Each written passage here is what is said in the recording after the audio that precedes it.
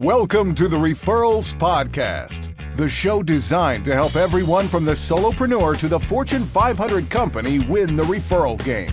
If you want to build a company with an army of ambassadors and raving fans who speak highly of you and refer you willingly, you are in the right place. And now, here is your host, Michael J. Maher. Welcome, everyone, to another amazing Referrals podcast. After the last 3 episodes, and you're still with us, kudos to you. Maher totally attacked dogma and attacked the traditional sales method and got lots of interesting feedback from trainers and salespeople from around the world who may not have agreed with my stance. But you know what? I don't care anymore. We have a better way. It's built on love, generosity, and appreciation, and it's not us sitting around a campfire singing Kumbaya.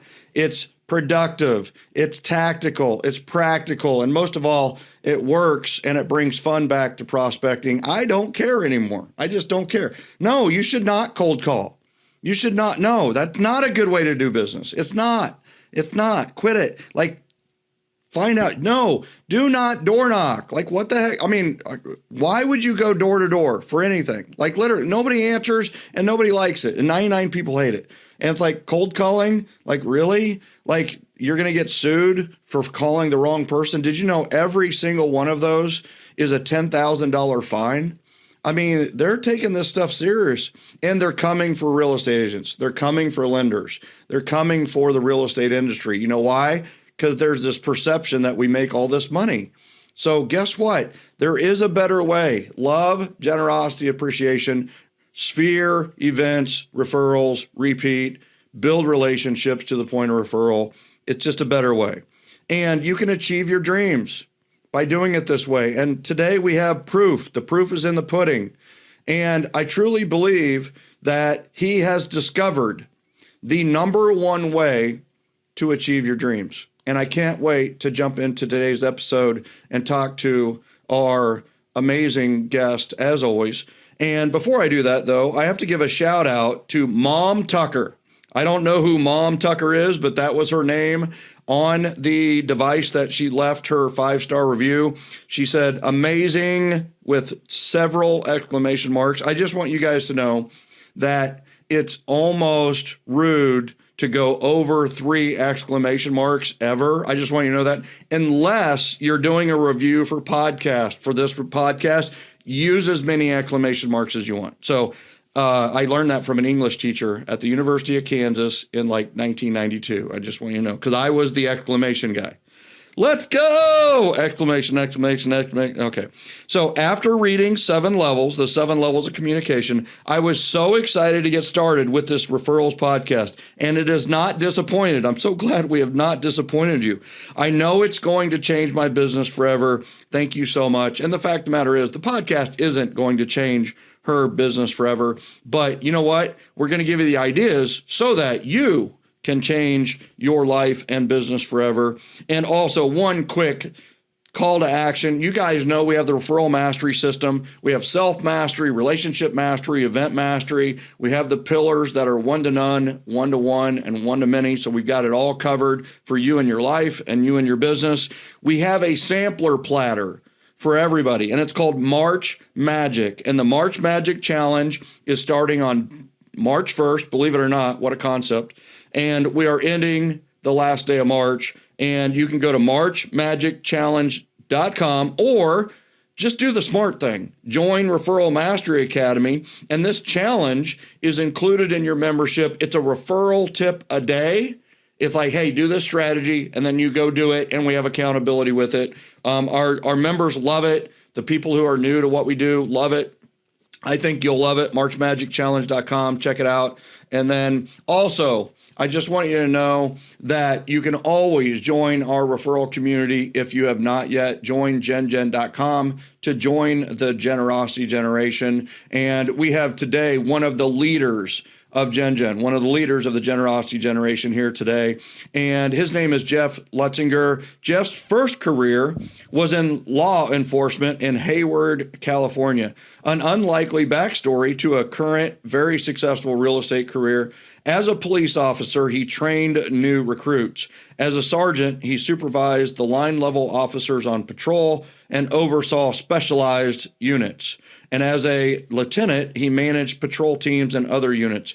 After 30 years in law enforcement, he retired and became a full-time real estate agent. He did, however, obtain his real estate license back in 2005 after a bad home selling and home buying experience. Can't wait to talk to him about that. This is not an uncommon backstory to getting in real estate, for sure. Jeff joins us today to share how, with a little planning, you can design your perfect life, career, and achieve everything on your dreams list and achieve your dreams. Welcome to Referrals Podcast, Jeff Lutzinger. It's an honor, sir. Oh, I think the honor's all mine. I appreciate the podcast, appreciate the book, and everything else Jen does. So thank you. Well, absolutely. I appreciate your service, and I appreciate, I have no idea what it takes to be a police officer, but I can only guess as to the amount of awareness. Like, you always have to be on your toes. You know, it's like because you're not just looking out for yourself, you're looking out for everybody else. So I can just imagine the stress that's associated with that. And just, I really, really appreciate what you did there. So thank you. Well, I very much enjoyed my career. Looking back at it, I am very pleased with the choice I made. But when it was time to retire, I was tired. Yeah. Yeah. It was time to move on to something less stressful, like being a freaking real estate agent in the toughest market in the United States. He is literally in the Bay Area, people. I mean, there is no tougher market, in my opinion, because these sales prices are so high. People literally move there to try to break in and leave weeping and broken and broke. And Jeff is right in the center of it and has carved out a wonderful niche and has been really successful with what he's doing. And what's interesting is today we are talking a little bit about the real estate side of things, but we're also diving deep into what I feel is so much more important is achieving your dreams. And I truly believe that he has discovered the way to make sure you're on track to achieving your dreams. And we're going to talk about that a little bit. But I have to go to the intro. A couple things. How big is Hayward, California? Like, I've never heard of Hayward. So Hayward is on the east side of the San Francisco Bay Area. It is just south of Oakland, California. So it is about 65 square miles, 160,000 people. Okay. So it's big, small town. I got in trouble once for telling a member of the community that Hayward is a fabulous place to work, but I wouldn't want to live there. Yeah, we got to watch that stuff, right? So I'm sure it's changed for the better, and people love to live there now. So that's good. So it actually has. I mean, Hayward is one of the times. California used to have revitalization money funds that the state gave out, and the way Hayward spent that money completely revitalizing the downtown, it actually really did, make a great improvement. Wow. Kudos to the leadership of the city there. I mean, there's a million different ways to spend that money, and I've seen it done completely wrong. So I love that they did that right. They started inside out, and so many of them start on the edge where it's going to develop anyway. So I love that. That's fantastic. So, all right, you talk about the bad experience that launched your real estate career. And just so you know, having a team and coach thousands of people, it's amazing how often the trigger for a real estate career is their own personal bad experience. And they're like, well, if they got paid that and they did that, then I can do better, So and that's exactly the thought I had. Yeah. Yeah. So that kind of inspired. So talk to us about what went wrong with that. And, we don't need to mention any names or anything, but what went wrong with your home buying and home selling experience? Well, my wife and I, we bought our first house in 1990. We didn't know what we didn't know. right? We're both young. We ended up using the same agent, double-sided it. We are actually looking at a neighborhood garage sale, and the house is for sale. So we bought the garage and the attached house. That's one way to do it is if you're selling your house, have a garage sale and tell them, hey, listen, if you just buy the garage, we'll throw the house in too. I love that. Yeah. That's good. So we moved into our house, and about 60 days after moving in, we get this letter in the mail that said, hello, this is so-and-so. Just a friendly letter checking in to, remind you that the 90-day note loan for your down payment is coming to due in 30 days. And oh, by the way, I didn't receive your first progress payment. And it was, a copy of a promissory note and a trust deed to our house, complete forgeries. So the guy had his contact name and stuff on there. So I called. I asked him, hey, are you sitting down? And I told him who I was. And I said, I have no idea who you are, what these letters are about. And it turned out, long story short, our agent had a teammate who needed some cash. And so she talked to this guy she knew, gave a sob story of we were trying to buy a house. My wife was coming into an inheritance. We just needed 90 days to get the down payment money, and it'd be paid off right away. Complete bogus story. So obviously that was less than a stellar thing.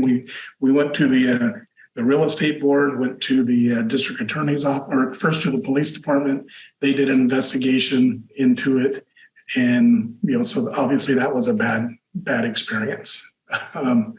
Fast forward 13 years to 2003, when we sold that house, we had an agent who listed our house right away.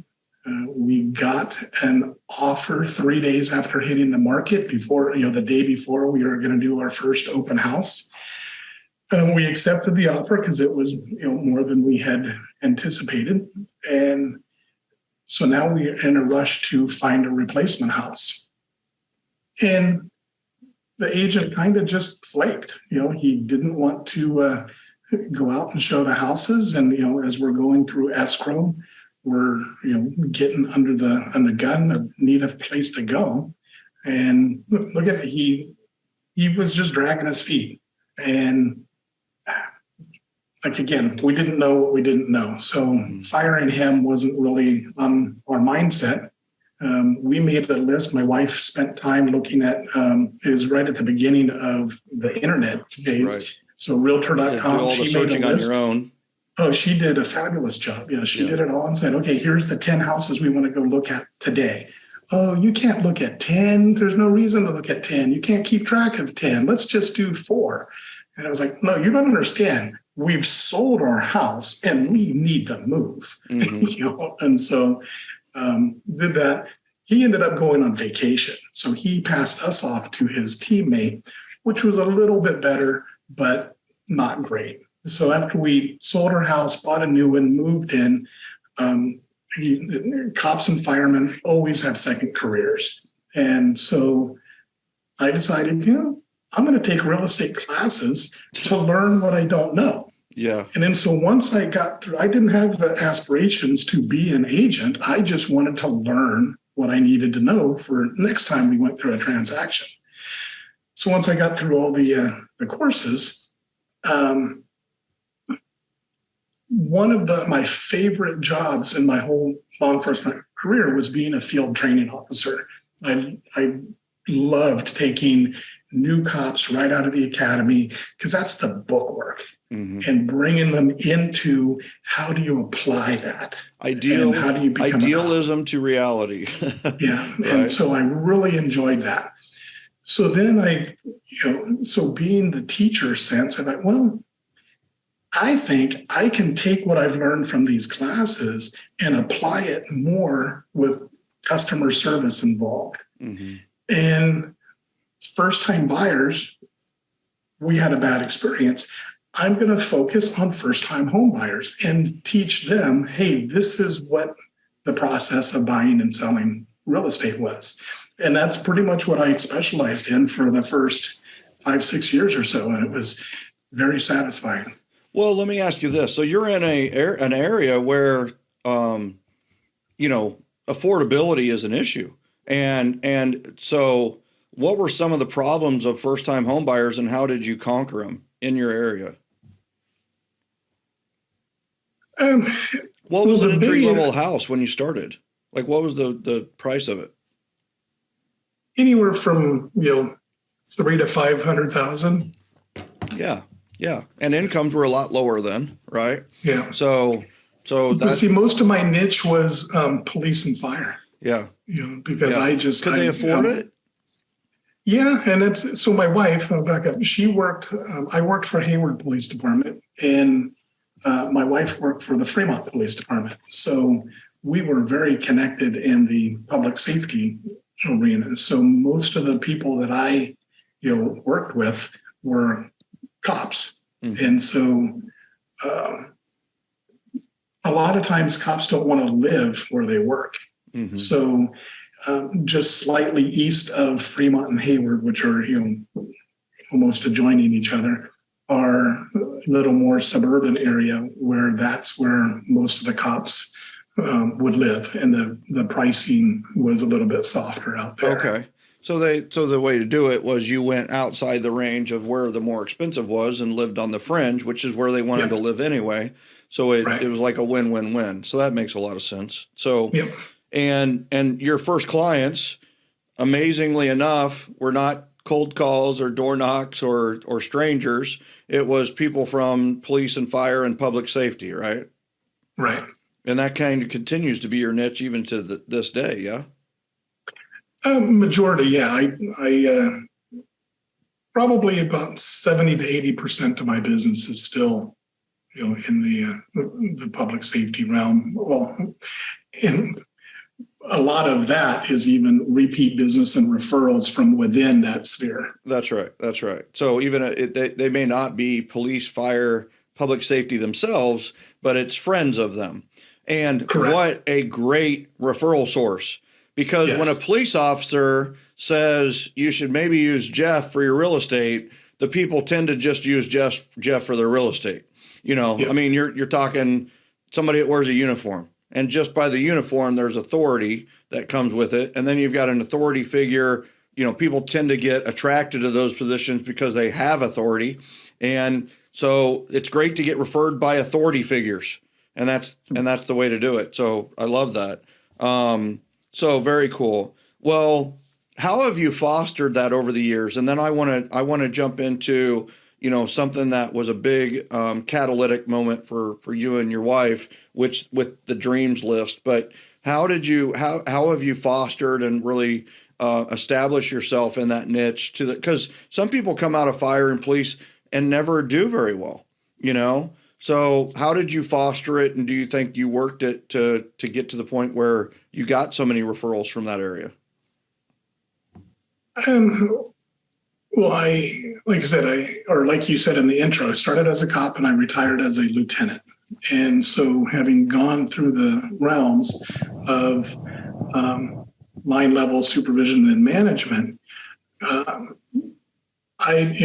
to toot my own horn, but I was well respected within the department when I retired. That helps. I was not a tactical SWAT officer in kicking doors and stuff like that.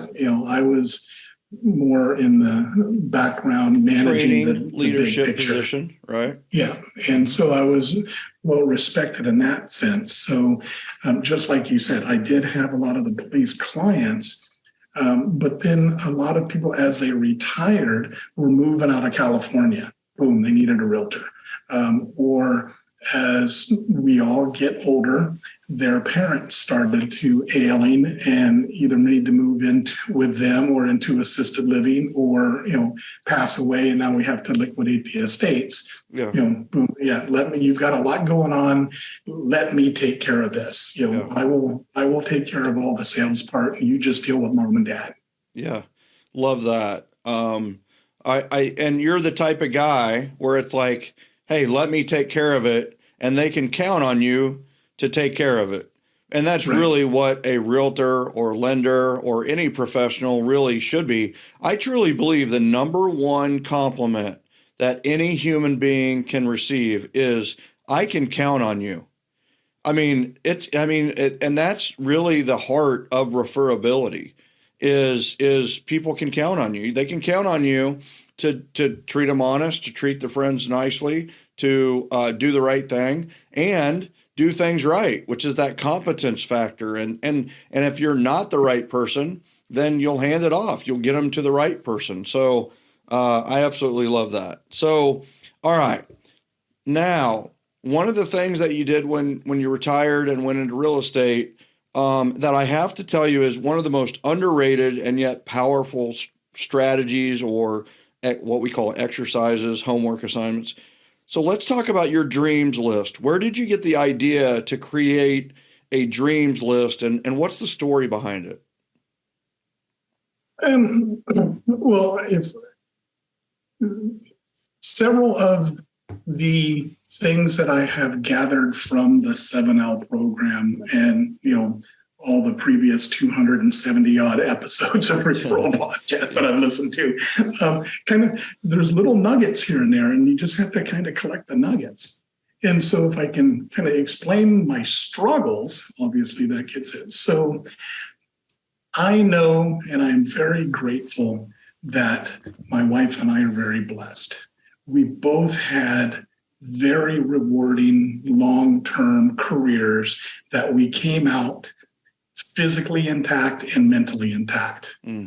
Okay, so we're blessed with that. Yeah, so now we both have our pensions. Mm-hmm. So our pensions pay our bills, and in talking with our kids and in-laws and other people, family-wise, of you got to build, people call it their nest egg. My wife coined it as, no, you got to bake your cake, because, and this has come up in family estates, families fighting over money, which just really turns us off, and we unplug from that stuff. And so in explaining family dynamics with our kids about what's going on with our extended family, my wife coined it as, you need to bake your cake.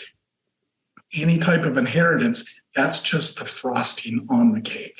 Mm-hmm. And so I kind of spun that around into our life of, okay, our pensions are our cake. The real estate money is the frosting. That's where do we want to, what do we want to do with it? And so while I was working, getting the paycheck and getting the little odd jobs, or not odd jobs, getting the transactions here and there. I didn't need the number. I still don't need the number. Now it's just, what do we want? And so using the different marketing, I have a marketing plan, which does, all my normal stuff, but then implementing,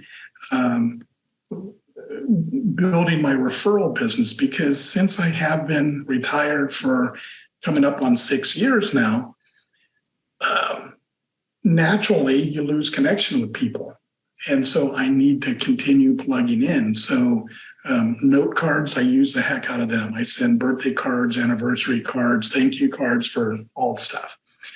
Phone calls were difficult for me because all through my career, I was friends with everybody.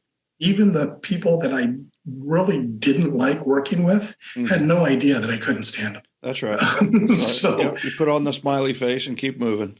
Yeah.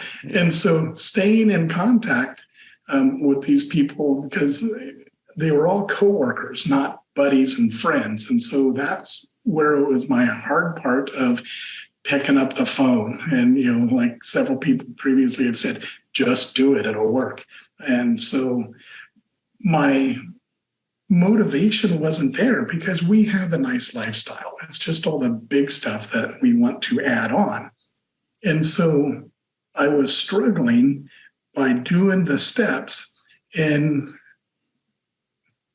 just it finally hit me one day of I have never identified my why. Mm-hmm. And I had to ponder that. And then I remembered back at, the dream sheet. I think you'd covered that one time years ago, or somebody on the sweet dreams, right? Yeah. Yeah. And so I pulled that out and I said, okay, well, let's do this. So then I started making mine, but obviously my wife is a critical component. And so actually, let me back up. Before I shared it with her, I had another phenomenon, the success suicide. We've talked about that before. And 7L, yeah. Yeah. So what is success suicide in your mind? So I retired, and my wife retired 5 years before I did, because she's a little bit older. And so she was waiting for me to retire so that way we could, do the happily ever after fun stuff. There you go. So a couple of months after I retired, I got a phone call from a fellow coworker who had also retired. Said, hey, I'd like you to come meet with me. My cousin passed away. I'm the trustee of his estate, and I need to sell his house. Okay, yeah, I'd love to interview for the job. I never take it for granted that I'm going to get the job. I'm always let me interview for the job. That's a nugget. Everybody needs to just embody that, as never take it for granted that you're getting the business. You're always interviewing. I will tell you, I know there's a couple of my teammates that were on my team where it was referred, and they just totally thought because it was referred, it's going to be a walk in the park, and they didn't get the listings. So that's a nugget. Please remember that, everybody. Just because you work business by referral or even repeat, you don't have the business. Go in and win the business again. It just might be easier to win the business because you're referred. Yeah. So I went through my presentation, and he said, okay, I would like to hire you, but now I need to put all the cards on the table. My cousin passed away, and I do need to sell his house. What I didn't tell you is I also need to sell his 10 rentals. Oh, wow. Wow. Boom. Okay. So I said, all right, well, that stuff I just said about timeline, we're going to have to seriously tweak that, because all 10 rentals had tenants. Some tenants had been there for a long time. We didn't know the condition of them. So, that was a project. We got them all sold within a year. Wow. Wish I had known you then. Because I would have, it's like that would have been a great 10 to buy. Yeah. So wow. In that year, it frustrated my wife, because here I had been doing real estate for 12 years while I was also a cop. Mm-hmm. And the real estate was never super time consuming. Yeah. So now she's been waiting for 5 years, and I retire. And now all of a sudden, boom, I am super busy with real estate for, the year, because in addition to that client, I also still picked up other business too. Right. So she became very frustrated all of my time is now consumed. And so she said, if this is the way it's going to be, I don't want you to do it. This is not what I've been waiting for. And so that had always stuck in the back of my head, that I can't be too successful. Hence the success suicide thing. Oh, wow. So it's amazing where success suicide can come from. This wasn't necessarily internal. It was a little external too, which honestly, I think quite a bit of success suicide originates externally and sometimes becomes internal. And we do need to make sure it doesn't become eternal. But it's internal in some case. Like in this case, it was her voice in your head, that was like, oh, I better reel it in. I better not be too successful. And what a powerful thought, right? So you overcame that, right? With this little strategy.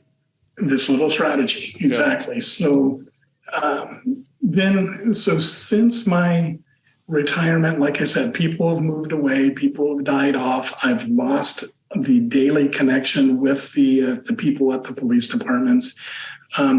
Business has been, a little more cyclical than I like. I would like it to be more steady. So I knew I need to start building other avenues of other streams of contacts and within, the town here and stuff like that. So I knew I needed to become a little busier in doing things, phone calls, text messages, lunch, the network stacking stuff. I love all that. I love going out and meeting and having lunch with people. But I needed to make sure that she had a why. Mm-hmm. And so I did my dream sheet. And then I explained, hey, I didn't bring it up real estate wise at all. It's just, hey, let's talk about our future. What do we want to do? And so I had three categories. Jeff, give me 1 second here I've got to let people understand the power of what you're about to share, because this is a dreams list, or some people might call it a bucket list, like the list you want to do before you kick the bucket. I always felt bucket list was a very negative term, but it's like, this is a dream sheet or dream list, a list of things you want to do before you pass away, or a list of things you want to do, period. And these are dream to-do lists, not just like your to-do list for tomorrow, right? This is your to-do list for each and every year. And it's a dreams list. And this is something that we do as part of Sweet Dreams. And it's one of my favorite exercises ever, and has led me to really knowing the Caribbean well, really doing some really crazy cool things like standing on a rock that's 2,500 feet above the, nothing. And just like really doing these crazy, climbing the highest mountain in Northern Europe and doing some crazy stuff that maybe I may not even have thought of if I didn't have a dreams list. And what Jeff's sharing is how that truly went to the next level and conquered success suicide. The success suicide was external from his wife's worry that he was going to be too busy for them to truly enjoy retirement. He found a way to get her buy-in to help make the dreams list possible and also make him more successful, which he is now very, very successful. So, all right. So you created your list and you went to your wife. Tell us what happened next. Yeah. So I had it broken down into three categories. If money was not an issue, money, if we could afford it, and then money, we got it, let's do it right now. And so I had her start at money not an issue. This is the big pie in the sky. Mm-hmm. And then we kind of drilled down each of them. So I gave it to her and said, yeah, just work on this over the next couple of days. And I did it too. A few days later, we regrouped and she gave me her rundown. I gave her my rundown and we compared to see what things were common, because the common things, those are the golden tickets right there. Those are the definite, those are going to be on there. And then the one-offs, she had a couple of things on her list that I hadn't thought of. Oh, that's a great idea, and vice versa. So you added it to your list, right? Yeah, well, we made a mutual list. Oh, now we're talking. I hope everybody's listening. Make a dreams list separately, get together, and now you have a combined couples dreams list. I hope everybody's writing this down. So, all right. So I have to ask, what was in common with, what were some of the things that were in common in the very beginning? In common was family time, things with the family.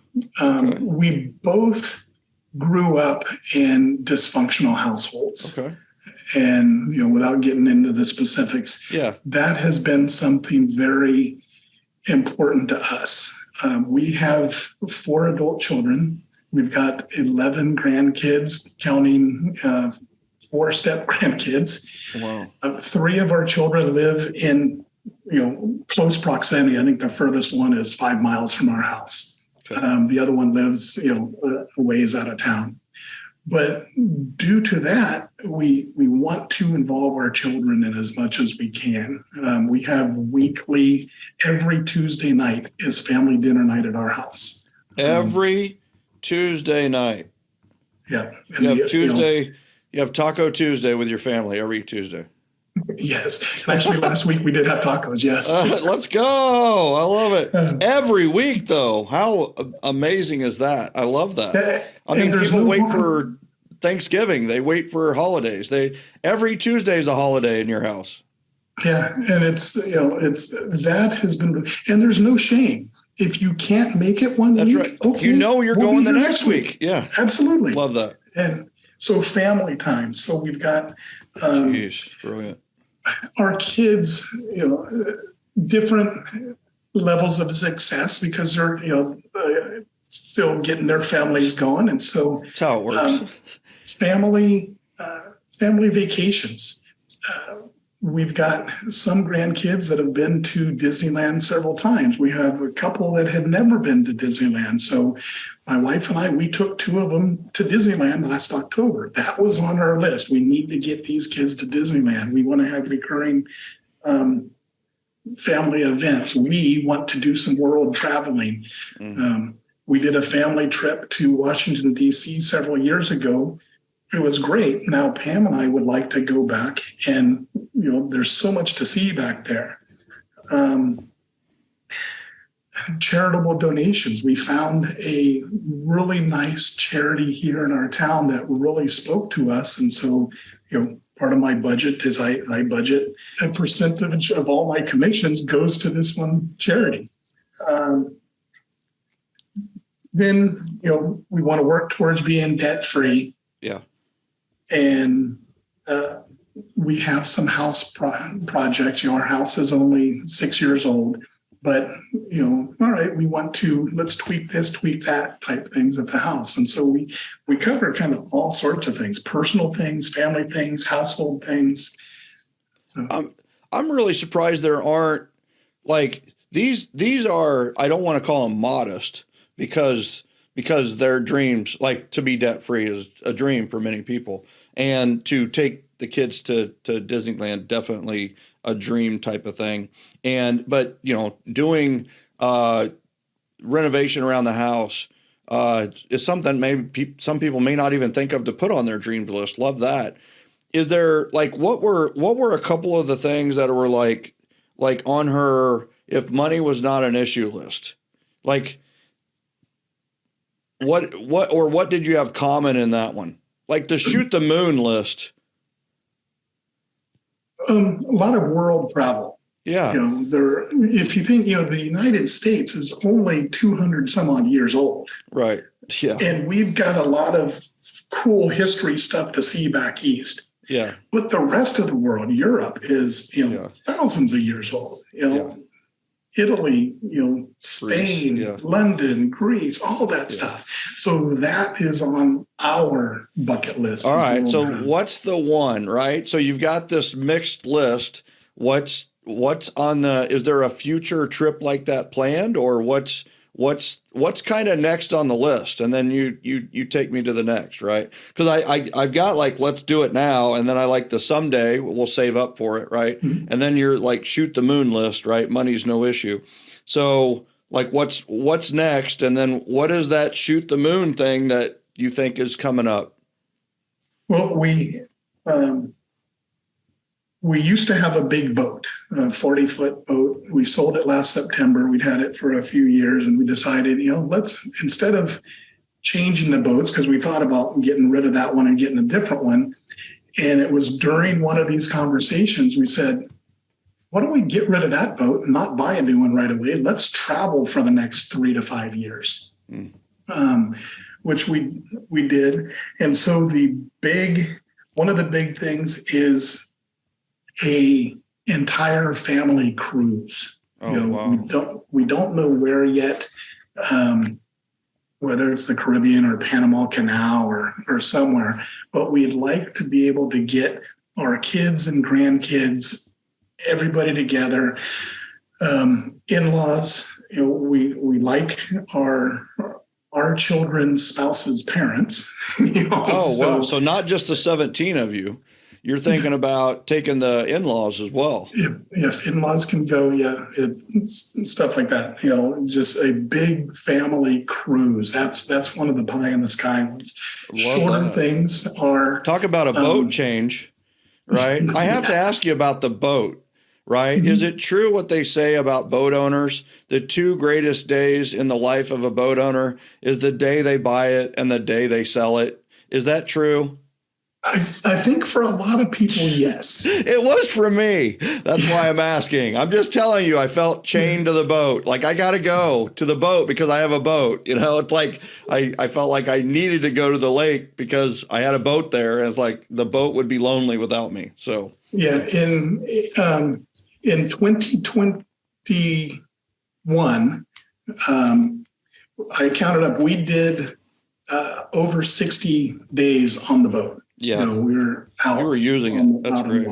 Yeah, and that's just overnighter stuff. Yeah. So shorter term stuff. We've got other small cruises. We've got other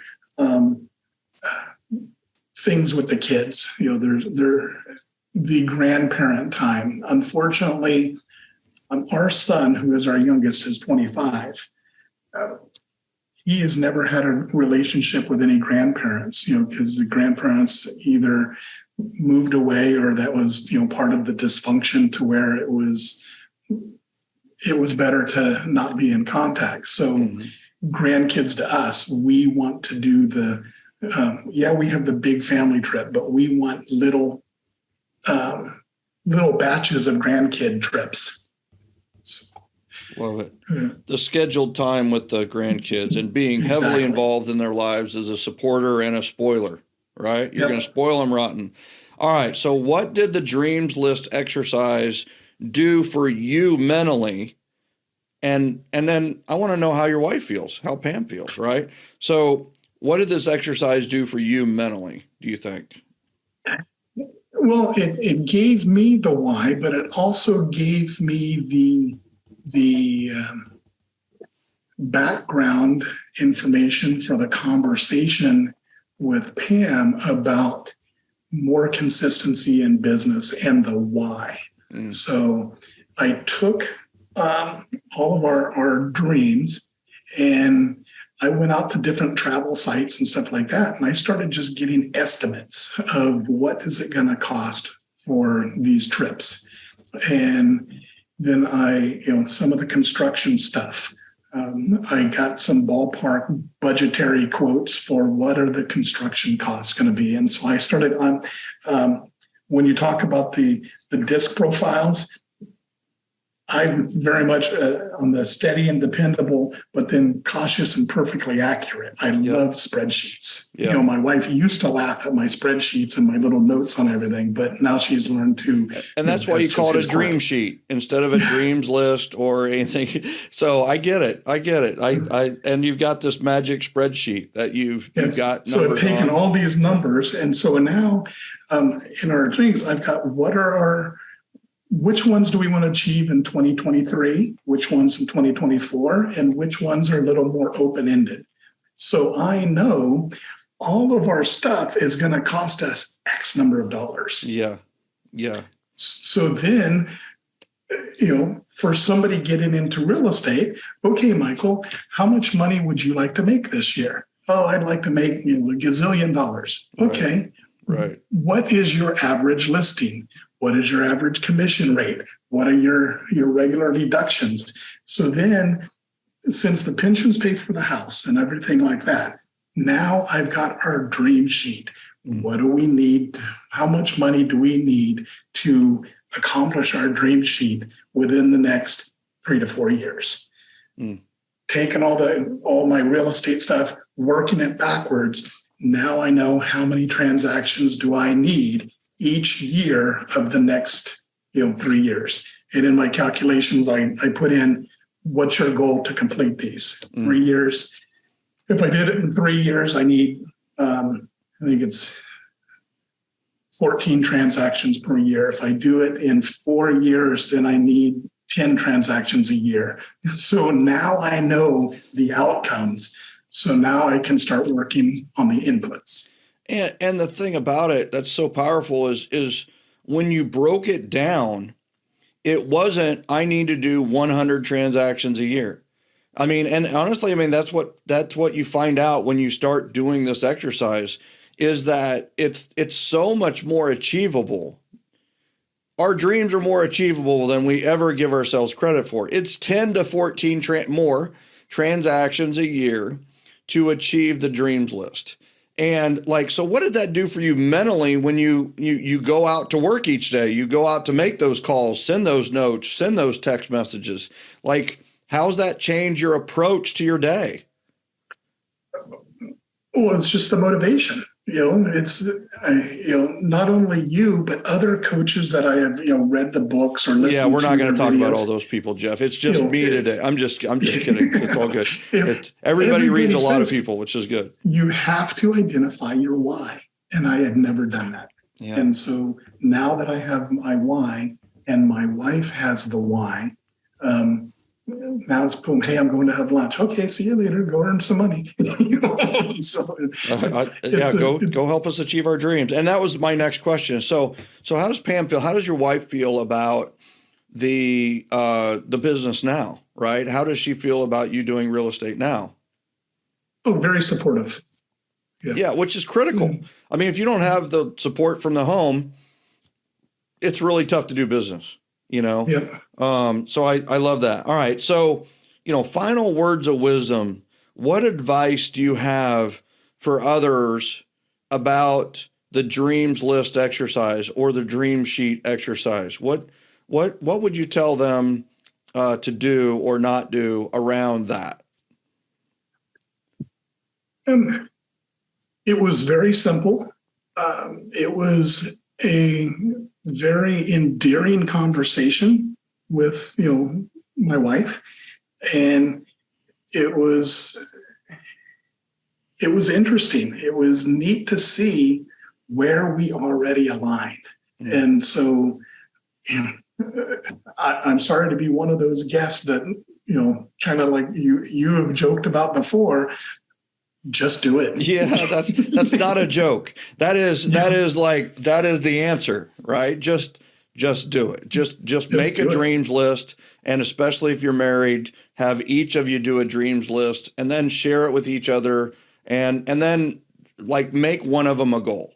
Like one of the common dreams, make it a goal, and then figure out a way to work for it. If it's a vision board, that's great. If it's a picture of where you want to go, that's great. If it's just like you did, almost like a thermometer scale to where the dollars you need is at the top, and you save a certain amount of money until you get there, and then you book the flights, you book the travel, you book the hotel, you book the tickets, and you make it happen. And you hit it on the head with just do it, but it is one of those where I think there's so many people that they don't achieve their dreams, and they kind of give up on their dreams because they don't have a plan to make their dreams a reality.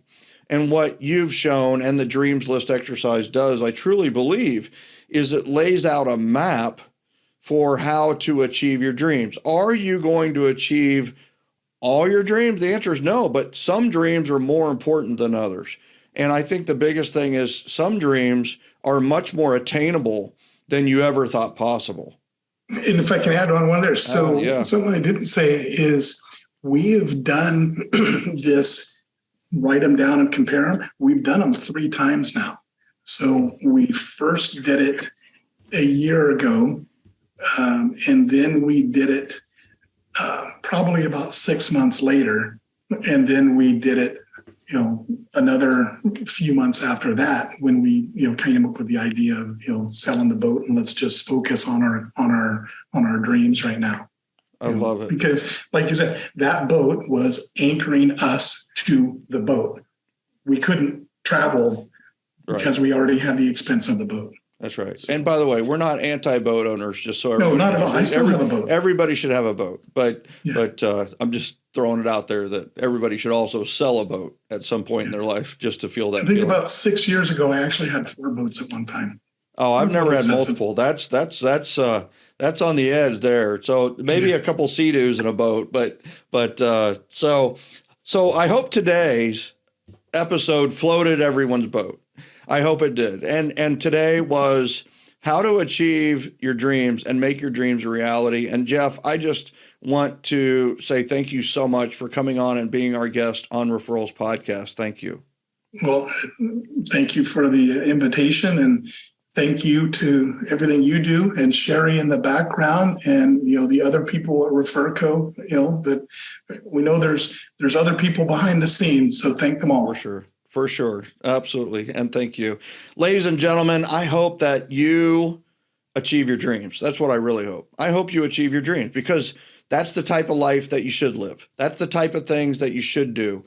And there's only one way to make sure that happens, is how do you take a dream and make it a goal or make it achievable? You got to write it down, make your dreams list. And then the next thing is like figure out what that's going to cost. And then that's the dollar amount that you figure out that the hotel is going to cost, the flight's going to cost, the transportation is going to cost, the food's going to cost, the tickets, if you're going to a theme park, what it's going to cost. They're expensive. But you know what? If you save towards it and you build towards it, you can make your dream a reality. And just imagine, a Disney cruise with Jeff's 25. What the elation, and what is that telling your children? Your dreams can come true. Instead of just sitting around moping around the house about, man, I wish we could, or man, I wish I could. You know what? We're working toward this. We're being great models for our children, for our grandchildren, and possibly even great grandchildren down the line. So I think the biggest thing here is make your dreams list. That's your exercise for today. Start writing down the places that you would go or the things that you would do if money was no option, if money wasn't a problem. And then write down your someday, like, you know what, I feel like this is attainable, that we can do this someday. And then make your list of those do it now things, like going to the Caribbean is not very expensive. It's really not. Go to the Florida Keys or the California coast, or Cancun or Cabo or Puerto Vallarta, or if you like snowing, you're going to go to Aspen or Breckenridge or Vail. Or if you like the wide open spaces, get that trip to Montana scheduled, or, whatever it may be, DC to see all the monuments, to New York to see the Statue of Liberty. I think that why do we give up on those trips? Why do we give up on those dreams? Just because we don't have a plan. So what I hope is this episode has been a reminder that clicks in your brain that you've had dreams and that you still want to achieve and attain those things. And I hope you take action on it today. Fill out your dreams list, make it happen. And by the way, don't be afraid to share what's on your dreams list with us in the Generosity Generation. Go to joingengen.com, join our group. And then also, one of the exercises that we'll be covering in our March Magic Challenge, marchmagicchallenge.com, will be the dreams list. And so we will help you guide through it. We will help you produce it, and we'll hold you accountable to doing a list. Now, your list doesn't need 100 things. It could be 5 things. It doesn't matter. It all starts somewhere. But I encourage you to check out marchmagicchallenge.com. It's part of our Referral Mastery Academy. You don't have to be a part of the Referral Mastery Academy to take March Magic Challenge. But if you are part of Referral Mastery Academy, you get the March Magic Challenge as part of your monthly subscription. We appreciate all of you and love all of you, and we will see you on the next episode of Referrals Podcast. Thanks for listening. Thanks for viewing. We'll see you next time.